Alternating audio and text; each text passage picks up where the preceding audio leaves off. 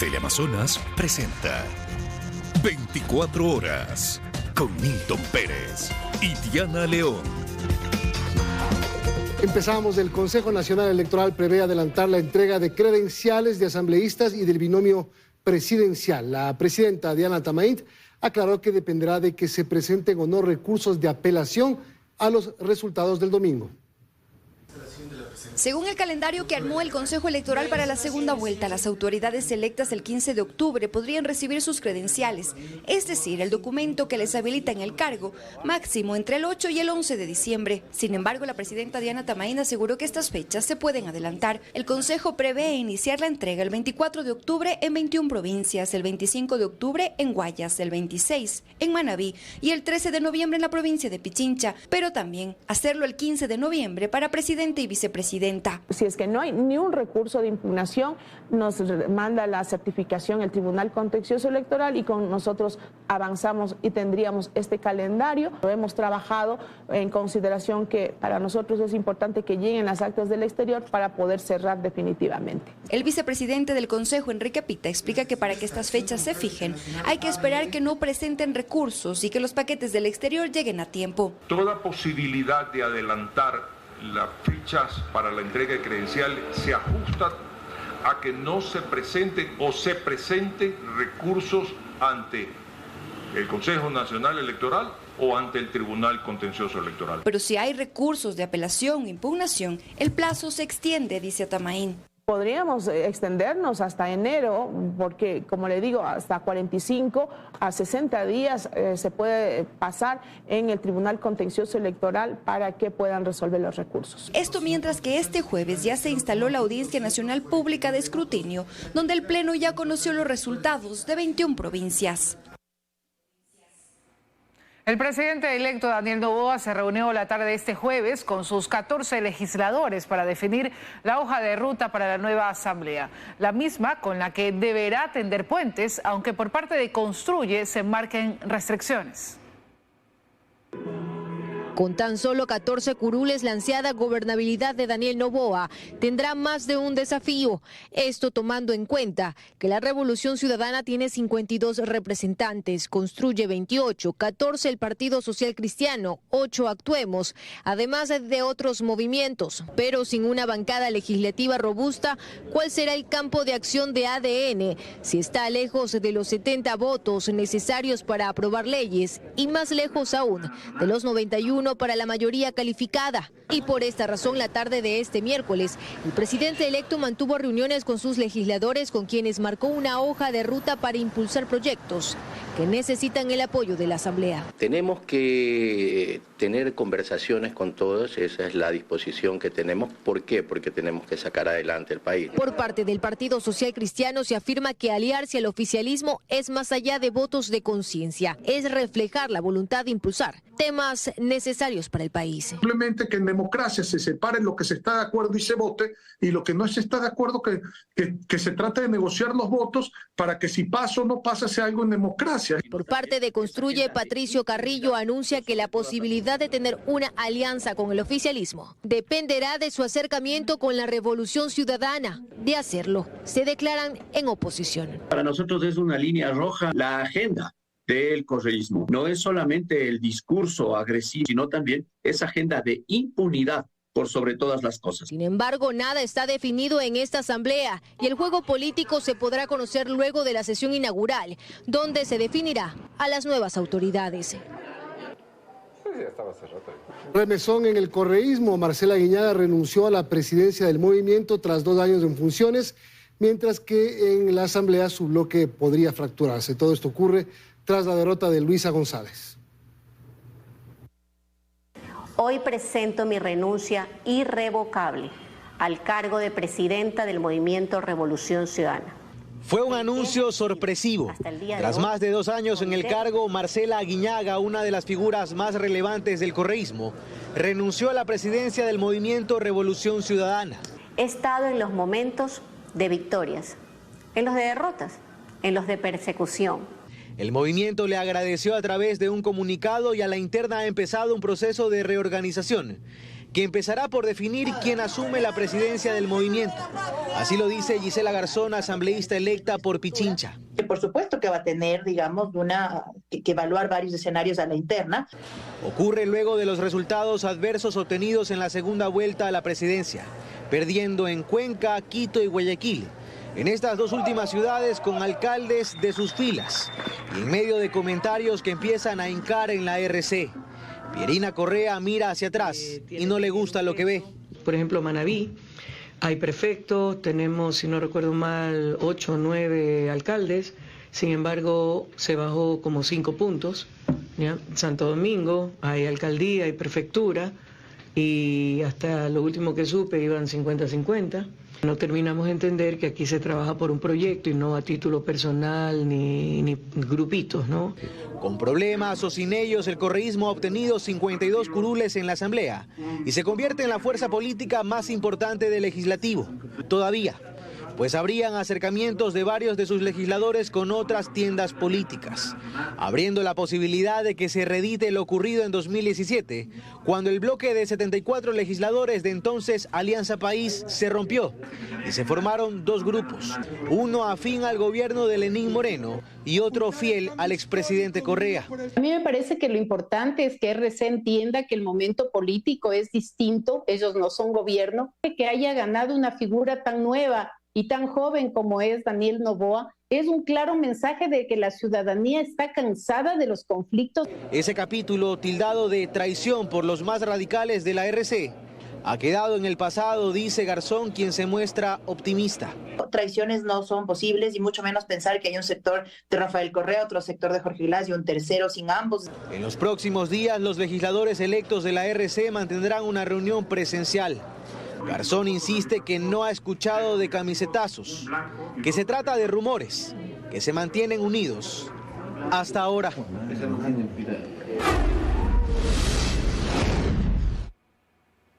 Y les contamos, al menos 400 inmigrantes fueron desalojados de albergues clausurados en Nueva York debido a las fallas en la seguridad contra incendios. Autoridades también han tomado resoluciones drásticas para liberar espacios para nuevos indocumentados.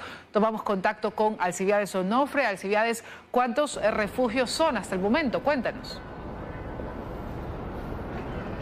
En efecto, el cierre de estos dos albergues ha puesto en aprietos a las autoridades de Nueva York, ya que se han restado los espacios para que los inmigrantes continúen llegando hasta esta localidad. Aquí en el Hotel Roosevelt, familias enteras están prácticamente pugnando por llegar a un espacio que ya no existe y no saben ni siquiera a dónde ir.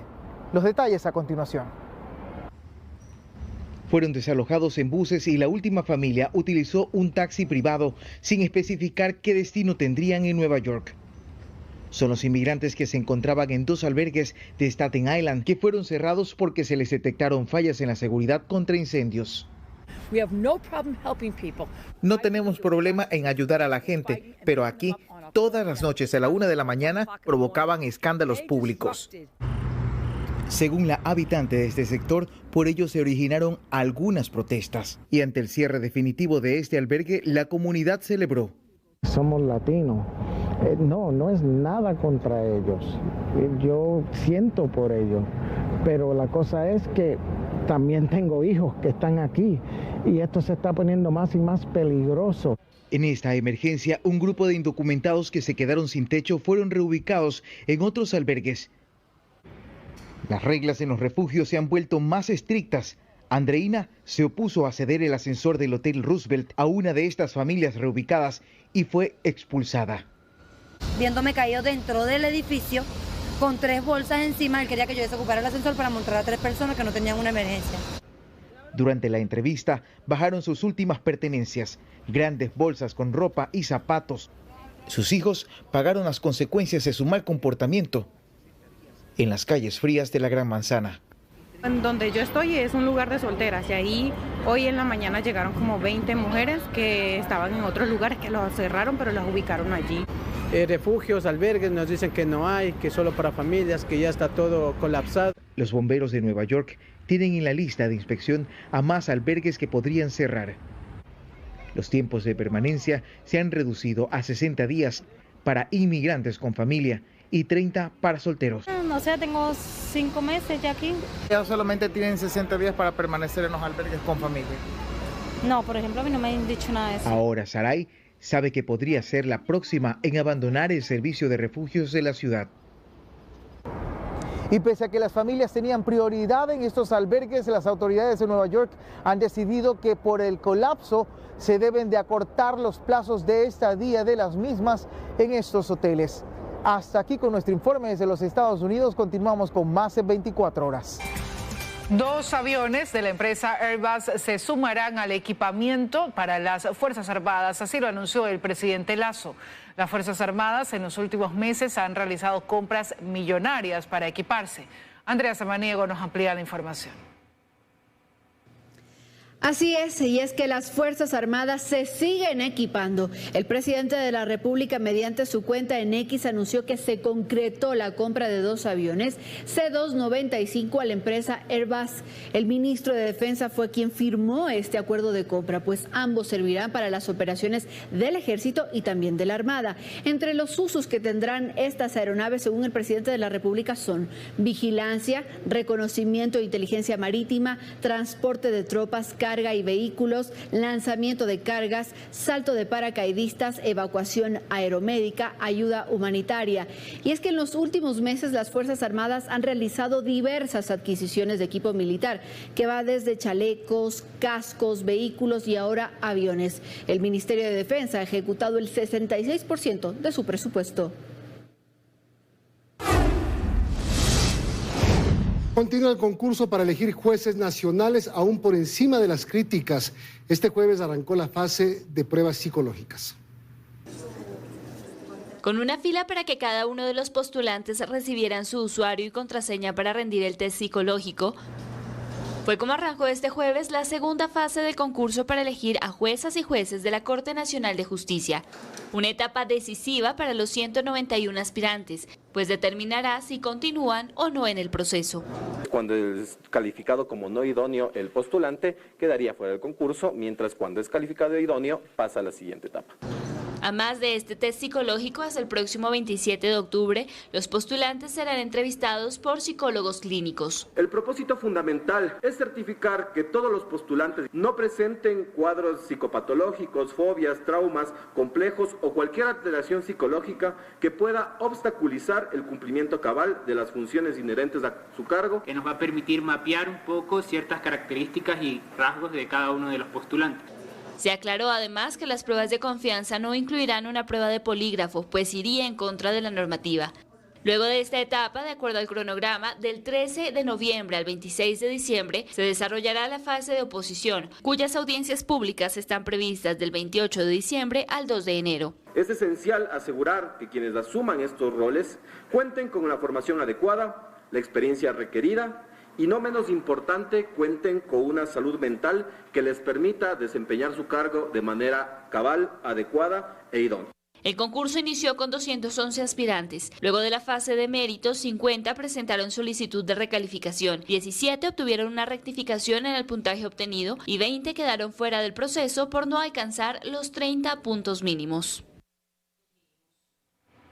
Y la Corte de Justicia del Guayas dictó prisión preventiva en contra del juez de Yaguachi, John Rodríguez, quien devolvió los derechos políticos al ex vicepresidente Jorge Glass. De acuerdo a la judicatura, a 8 jueces se los acusa por prevaricato.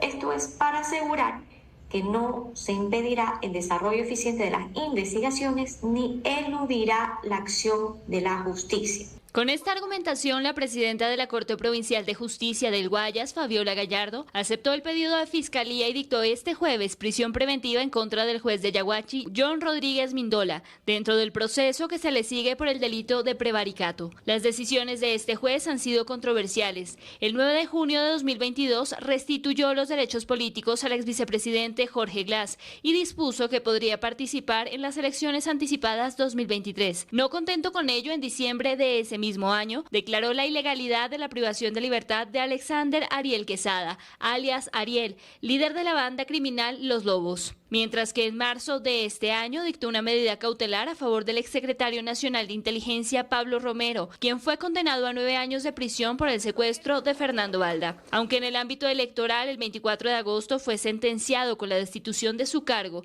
y una multa de $31.500, apeló la decisión y continúa en funciones. Con esta formulación de cargos suman 4 los procesos que han iniciado en contra de jueces provinciales en tan solo una semana, pues este miércoles se les formuló cargos a los jueces del Guayas, Lenín Ceballos, Jesse Monroy y Robert Angulo. Considero yo que no existen los elementos del tipo penal. De acuerdo a la judicatura, en total son 8 los jueces que están siendo acusados por prevaricato, 2 en Manabí y 6 en Guayas, en su mayoría por abuso de garantías constitucionales y reducción de condenas de forma injustificada. Seguimos, amigos. El Ministerio de Turismo presentó 3 propuestas para definir la marca país. La votación será en línea hasta el 27 de octubre. La intención, explicó el ministro Nils Olsen, es que la marca perdure sin ser politizada. 9 meses le tomó a un equipo técnico trabajar en las propuestas para crear la nueva marca país del Ecuador. Estas son las 3 líneas gráficas que se ponen desde este jueves a votación de los ecuatorianos a través de la página web www.marcapaisecuador.com. La elección se podrá hacer hasta el 27 de octubre y el lanzamiento de la marca país será en enero del 2024. Y este lanzamiento será por el presidente electo del Ecuador, junto a los ministros de turismo de todo el mundo y también los reyes de España. Un proceso completamente técnico, apolítico, para que esta marca país pueda trascender de un gobierno a otro. Nos acompañó justamente en este evento la delegada del presidente electo, Gabriela Sommerfeld. Ecuador ha tenido, según el Ministerio de Turismo, en 20 años alrededor de 4 marcas destino, que a decir del ministro Nils Olsen, no representaron necesariamente una marca país. Sin cumplir un proceso técnico y que luego fue politizada. La licitación que realizó el Ministerio de Turismo fue internacional y el contrato fue adjudicado por $690.000. Que a decir de expertos es una inversión que servirá para fortalecer las exportaciones, atraer inversiones y por supuesto incrementar el turismo. No se trata de un ejercicio estético ni decorativo, sino que tiene una profunda raíz en algo que finalmente es la economía del país. En esta ocasión la marca país está inspirada en la luz. Y los pasajeros exigen a las aerolíneas bajar los costos en los vuelos nacionales. Existen 2 factores que inciden en el incremento del precio de boletos. Para esto nos enlazamos con Bernarda Ceballos, quien desde el aeropuerto José Joaquín de Olmedo de Guayaquil nos cuenta de qué se trata. Adelante, Bernarda. Amigos, ¿qué tal? Muy buenas noches. Así es, la falta de competencia que dinamiza el mercado aeronáutico y regula las tarifas, además de los elevados impuestos y tasas aeroportuarias, son los factores que inciden actualmente en los altos precios de los pasajes aéreos locales. Se lo explicamos en el siguiente reportaje. Veamos.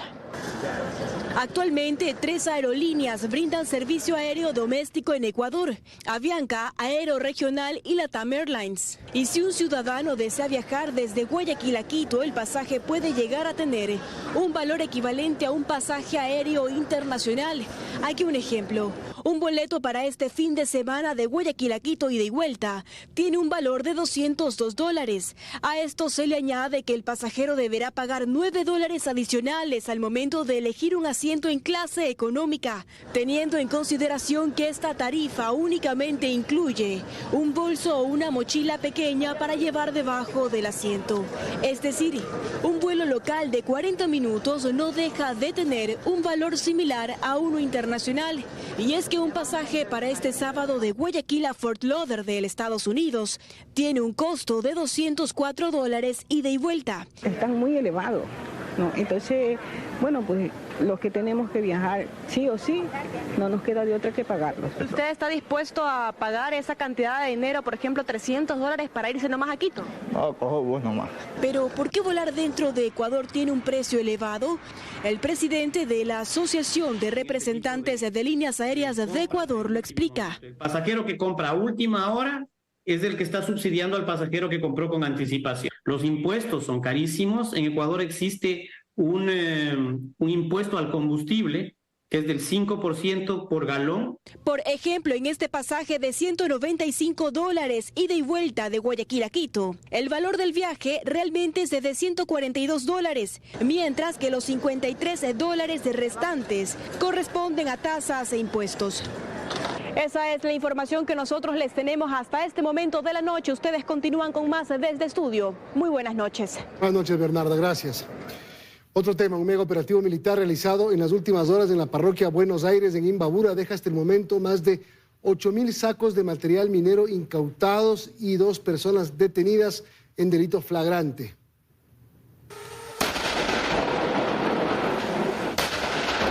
De esta manera se destruyeron 10 bocaminas en las montañas de Buenos Aires, Cantón Urruquí, donde personas nacionales y extranjeras quieren retomar la minería ilegal que estaba en auge en el 2019. Fuerzas Armadas están a cargo de la vigilancia y supervisión las 24 horas. Bastantes unidades tácticas que por supuesto estamos realizando operaciones en el área, especialmente en lo que compete a inmediaciones de Mina Vieja, El Olivo y Mina Nueva, donde son las áreas de incidencia directa aquí. Deforestación y prácticamente la minería ilegal está acabando con los recursos que tiene el Estado.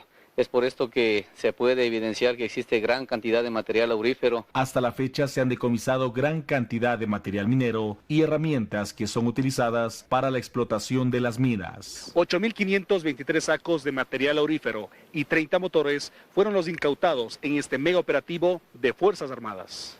Seguimos operando, no vamos a desmayar, estamos neutralizando y creo yo estamos golpeando a las estructuras económicas que están detrás de esta minería criminal. Justamente existieron 2 detenidos, un hombre y una mujer, los cuales fueron puestos a órdenes de la autoridad competente el día de ayer con la Policía Nacional y con la Fiscalía. Los patrullajes militares son a diario en los puntos más conflictivos. De esta manera, frenar la extracción ilegal de minerales preciosos y brindar seguridad a los moradores de la parroquia. Tenemos aproximadamente unas 1.000 toneladas aquí en Imbabura que esperamos hasta el mes de noviembre.